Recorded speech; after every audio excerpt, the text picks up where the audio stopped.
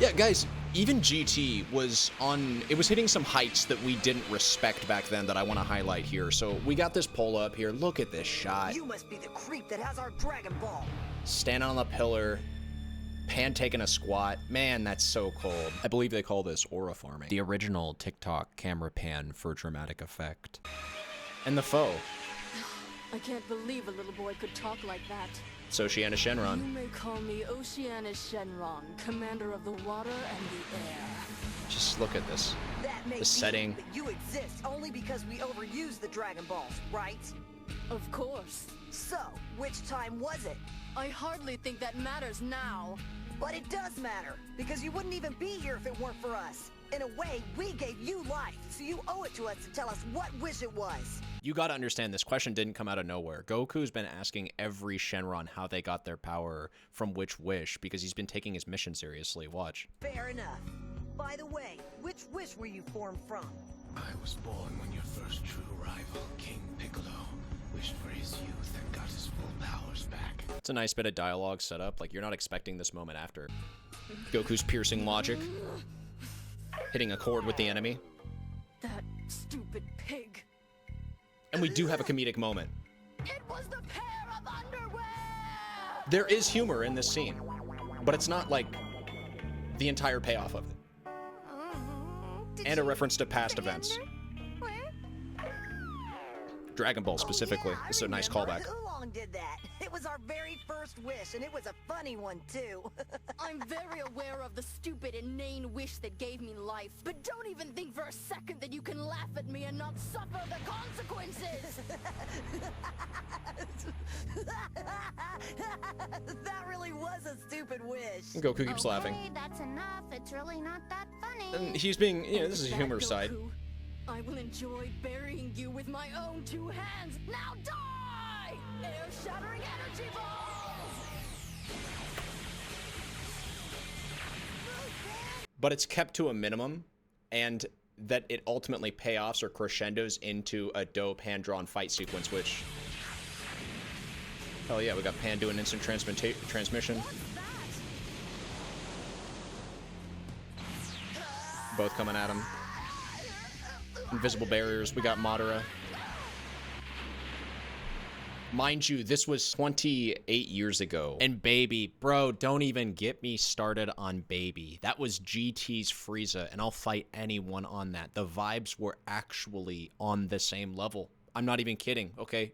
GT had this arc. It was the first arc. It was when Goku, Pan, and Trunks went out to search for the Black Star Dragon Balls on a bunch of different planets. And they eventually came across two planets in particular that I'm thinking of, the Metal Planet and the planet before that where they met Giru. The Metal Planet was called M2, and it was basically Namek 2.0. It had all the same elements. We had power-ups, we had particular foes, adversaries that weren't just the main bad guy. We had like a Ginyu Force type squadron of enemies. It literally had the Dragon Balls, like there was the Black Star Dragon Balls. We had betrayals by my boy Giru here, who went through more change of hearts than even Vegeta throughout the original series. Interfere. Pan cannot escape this planet. The guard bots will find her. The other two are most important. Point well taken. To the general.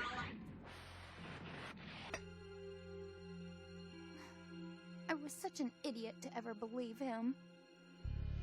Giru has betrayed everyone. Oh my fuck god, not Giru. He was my favorite character. No! And it all built up to Baby. That was eventually the giga threat that left that planet, went all the way back to Earth like Frieza did, but then succeeded where Frieza didn't in taking over Earth and actually brainwashed everybody and turned them into his puppets, which started its own arc, which was the Baby arc, where he made his own plan. It was just peak, man. He had his own reasons for being like super racist against Saiyans, okay? It was actually somewhat justified in Baby's case, okay? The Saiyans ended his people in a once distant past. They actually, I think, retconned Kai to explain his race. They were called the Saphirians, or the Tuffles, if you'd prefer. They were a group of people that were scientifically inclined that the Saiyans eradicated, and before the Saiyans completely genocided their people, the Saphirians. There's a nice shot of King Vegeta for you. By the way, this is actually explained as the planet that the Saiyans took over and called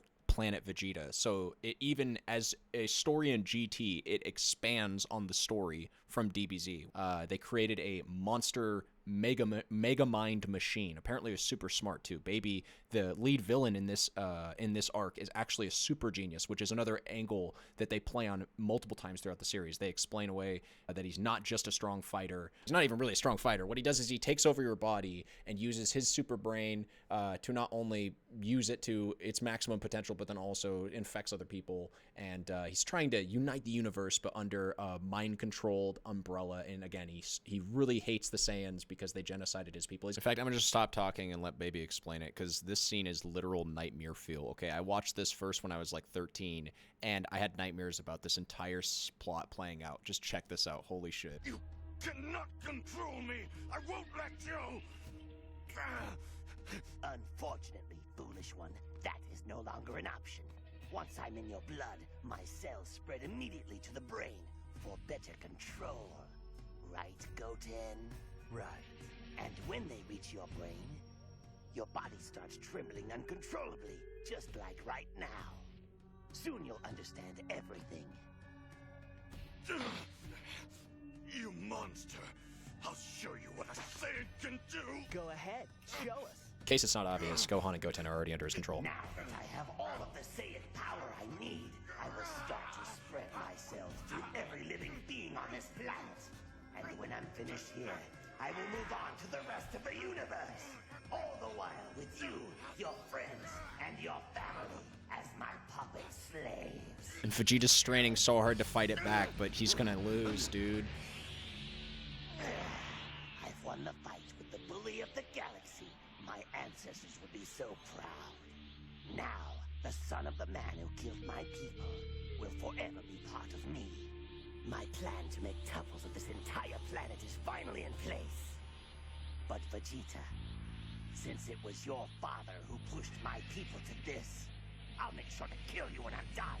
You know in your head as Vegeta, before your consciousness fades out and the last bit of you is completely erased from existence, at least until you're freed by Goku. But that you don't even know that's going to happen, right? All you know is that you are losing control of your own body, and eventually you will cease to effectively exist, at least your persona will, but your body will still be inhabited by someone else who not only hates you and every fiber of your being, but is going to use you and everybody you know and love, because, by the way, they're all under his control as well, and this person, this thing, this entity is taking over every life in existence to take over the world. Kind of technically a dream that Vegeta always wanted, but definitely not in that fashion. And again, if you just remove Vegeta paying for the debts of his father out of this equation, and you just imagine yourself in Vegeta's shoes, this stuff is like, this is the stuff of nightmares. It's like the whole world is done, I am its leader, but I am not in control of myself. Something is controlling me, that something hates me, that something is also controlling everything, including my friends and family, and is basically turning us against ourselves, making us live a life that is not what we want.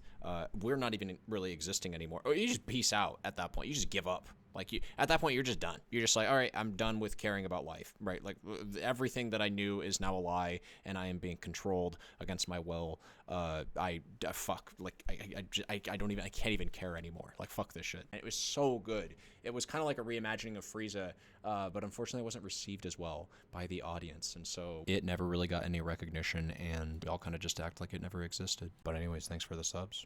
We're moving.